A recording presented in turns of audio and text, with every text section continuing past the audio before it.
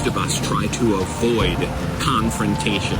We see trouble brewing somewhere in the distance, and we do whatever we can to avoid that trouble. We keep pushing it off. But then, like the sailors in this video, we get to some point where the confrontation is inevitable. We're going to have to confront whatever this is. And now we find ourselves in this moment that we feared so much for so long. And inevitably what happens is this moment is not as bad as we feared. Once we're in it, once we're actually dealing with our problems, we realize we can get through it. So what can we do?